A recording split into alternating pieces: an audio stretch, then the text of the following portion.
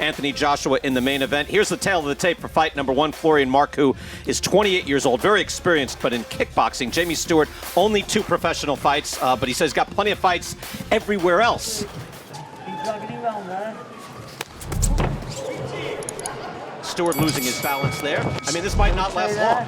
No, very talented. I wasn't sure if he's a southpaw, if he's orthodox. He goes back and forth, but he switches so nicely and quietly. Quick hands, strong as you could see. Very exciting fighter. That's really good. I mean, all cards stacked against Stewart. I mean, he started boxing at 23 years old, no amateur background, like you said, but he could still hang in there. You know, he's a sneaky, smart fighter.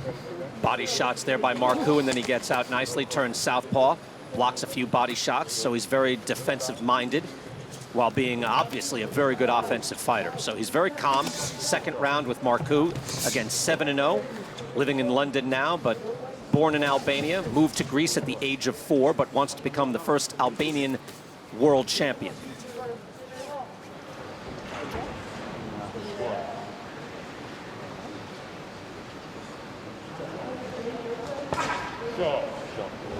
Oh, body shot, and down goes Stewart. That had a lingering effect. Devastating hook to the body. Similar shot to what he hit Tommy Broadbent with. Exactly right there, left hook to the liver. Marku would be starting to enter. In welterweight, you're right. Top 15 makes sense because welterweight is so deep. It's almost like if he gets to 154, he might be in better shape. 54 is just a lot easier until you start hitting the Charlos. And Jamel Charlo, of course, undisputed junior middleweight champion. Here, round number 3. Florian Marku just doing calm work. Sergio, what would you like to see out of Marku? I mean, winning the fight easily. He's already got a knockdown. Would you like to see something different, or do you like this? No, I love this. You know, usually you want to say, I want to see more jabs, but when you have a style like Marku, jab is actually a disadvantage to him because it's actually going to give his opponent something to react and counter. So I like the fact that he's unorthodox, moving his head, bending his waist, bending his knees, switching stance. I really like Marku. Like I said, a good-looking match. Look at that shot right there, but he sets it up with a nice throwaway right uppercut just to land that left hook down there. Good combination work there by Marku, throwing 3-4 punch combinations, going to the head, going to the body, turns back southpaw. Sergio, I'll say this, I'm not crazy about him as a southpaw. I don't think he's very effective that way, do you? Well, he's not as effective as orthodox, but I like the way he does it. Well, that's what he's accustomed to, Brian. I mean, I asked him if he considers himself a southpaw. He says, I consider myself wherever I want to punch from. Yeah.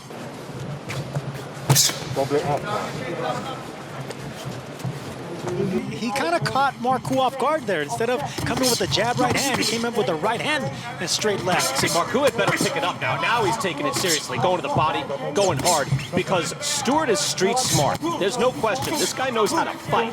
He might not be the best boxer, but he can fight. And for him to come up with that in the 5th round, kudos to him. You know, 5th round, you're getting beat up, and yet he's like, wait, then comes up with it again, goes straight up the middle. No, the thing about Stewart, he's sneaky, he's scrappy, but he darts in and out real nicely. It's easy to score the fights. It's fun to watch, and I just think it's aesthetically pleasing the way they box, kind of just straight up, straightforward boxing. Canelo's one of the easiest boxers in the world to score his fights because his shots do land cleanly. And I agree with you that head movement, look, that's a hallmark of every top fighter, including Canelo Alvarez. Where you want to see Marku develop.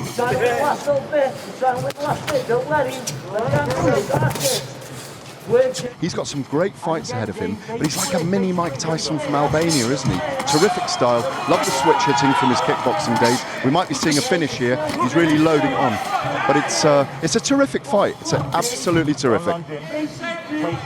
Gareth, thank you very much, and it's good to get the lay of the land business-wise there in UK and what fights can be made before perhaps he gets into the welterweight top 10. And you're right, Gareth. Look, this is crowd-pleasing. He is fun to watch, loads up on his shots, but he's quick with his hands. Look at this arsenal, the repertoire coming out, and then moves his head nicely, getting out of danger from Jamie Stewart.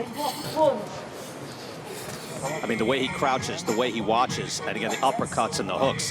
He looks like, Sergio, he's on the verge of just taking Stewart in half. Hasn't happened yet.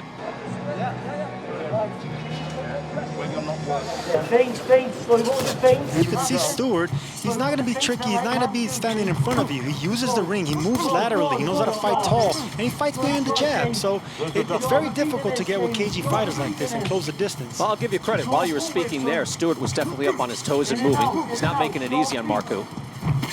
Florian Marku again in the black trunks on the advance here, throwing the power shots. Jamie Stewart in the white and gold, and now Marku gets him back on the ropes, and he lets him out. See, now there, Sergio, he let him out. He didn't have to. No, I agree. So he could stay on him, but he must sense that this guy's tough enough to stay in there. Yeah,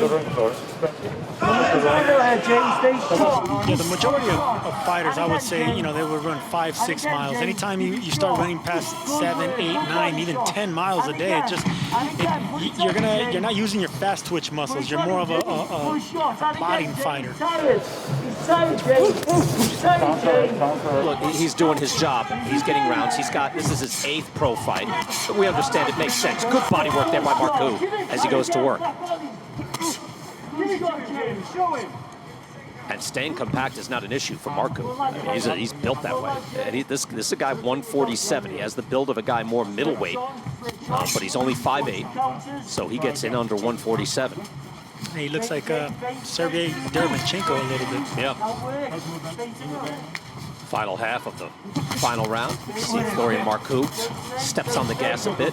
Nice stiff left hand there from the southpaw style, excuse me. That's the power shot. Look at Stewart now fighting out of the corner nicely. I understand what you were saying, Sergio, that when you can tell if a guy is tough in the ring, but to opportunities like this, when he gets Stewart back against the ropes, he goes in and then he steps out. He doesn't stay in there when he might have an opportunity to get a stoppage by flurry. He just steps out and gives Stewart this opportunity to come out and throw punches. Because Stewart is fighting out of the corner. It's not that you can't just keep a man in the corner. If he's punching back at you, you have to defend no matter what. So Stewart's scrappy. He's punching back. He's absorbing the initial onslaught, then he's countering. Look, like right here, he's going to do the exact same thing that you just talked about. There's the onslaught. Wait for it here. But he backs out. He's backing away from him without a punch being thrown. Again, here's the body work, the head onslaught. That's the right hand. Ladies and gentlemen, after 8 rounds of boxing, we go to referee Marcus McDonald's scorecard. It reads 76-76. We have a draw.